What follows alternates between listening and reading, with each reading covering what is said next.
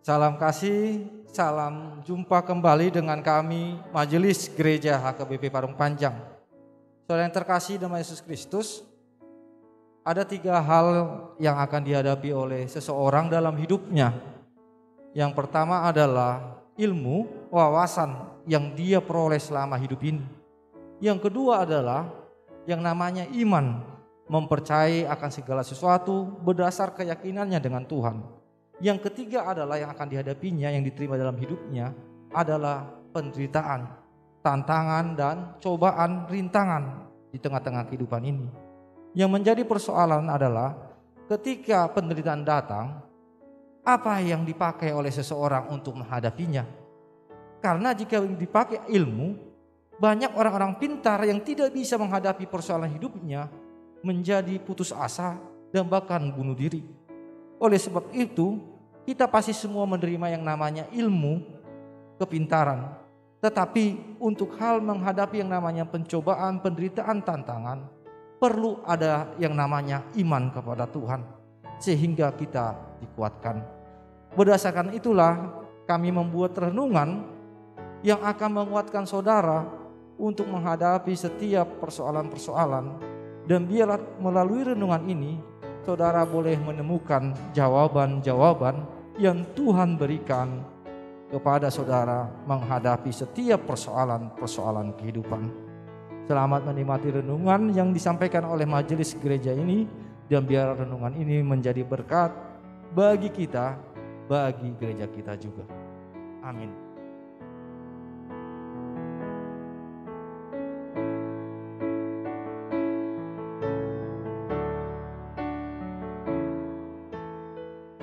Salam kasih, kita berjumpa kembali dalam kasih Tuhan.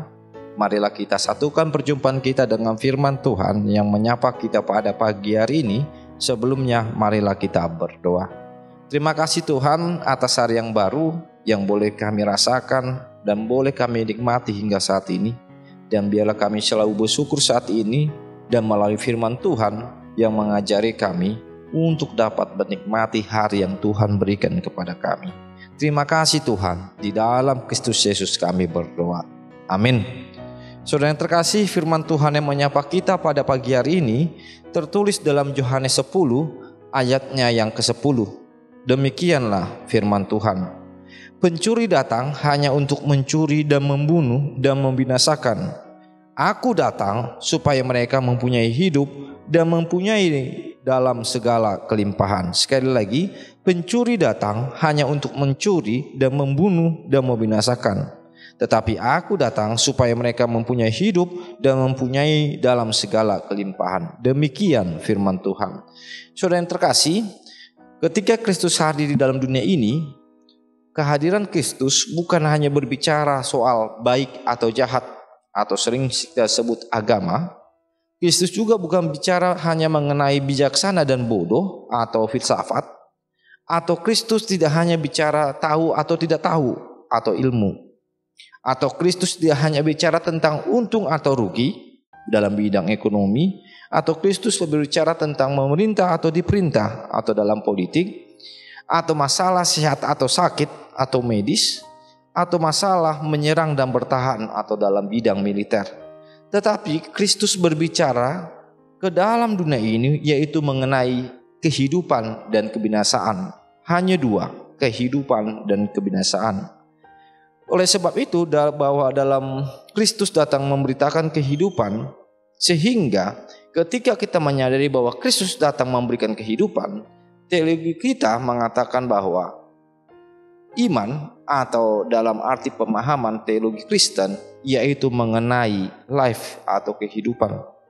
Itu terlihat dalam Yohanes 3 ayat 16, bagaimana Allah mengasihi orang-orang yang tidak ingin membinasakan orang-orang atau orang-orang di dunia ini. Sehingga kita melihat kedatangan Kristus yaitu untuk kehidupan orang banyak. Sehingga ketika kita berbicara tentang yang namanya iman kita akan tahu bahwa iman kita selalu menyatakan kehidupan. Dan kehidupan inilah yang harus kita bawa dalam kehidupan kita sehari-hari atau di dalam sekitar kita.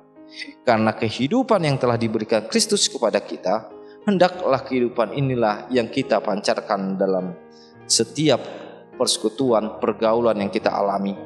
Karena dengan menyadari bahwa Kristus datang untuk memberikan kehidupan bagi kita, hendaklah kita memberikan kehidupan bagi orang-orang di sekitar kita.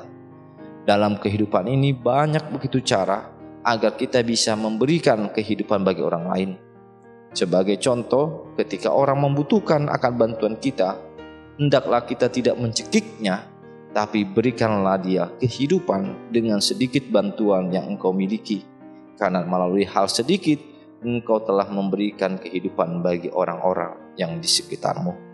Oleh sebab itu, saudara yang terkasih, firman Tuhan yang menyapa kita pada pagi hari ini menyampaikan bahwa kehidupanlah yang diinginkan Tuhan dalam setiap kehidupan yang kita alami. Apapun persoalan kita, apapun masalah kita, hendaklah kita ingat bahwa engkau telah dihidupi oleh Allah, sehingga engkau harus dapat menghidupi sekitarmu dengan sukacita, kedamaian yang dari Tuhan. Amin. Kita berdoa. Terima kasih Tuhan atas kehadiran Tuhan yang memberikan kehidupan kami, sehingga kami boleh Engkau bebaskan dari kebinasaan, dan kami memperoleh kehidupan yang baru melalui anak-Mu Yesus Kristus. Dan biarlah dalam kehidupan kami yang baru, kami boleh membawa kehidupan bagi sekitar kami, kehidupan bagi persekutuan kami, kehidupan bagi pergaulan kami, agar di setiap kehadiran kami, orang-orang boleh merasakan kehidupan yang sukacita yang datang dari Tuhan. Terima kasih atas firman Tuhan yang mengingatkan kami begitu berharganya hidup kami ini, sehingga kami boleh menghidupi apa yang Tuhan berikan dalam hidup kami ini melalui hal-hal yang indah, hal-hal yang baik yang boleh kami berikan kepada sesama kami. Terima kasih Tuhan, di dalam Kristus Yesus kami berdoa. Amin.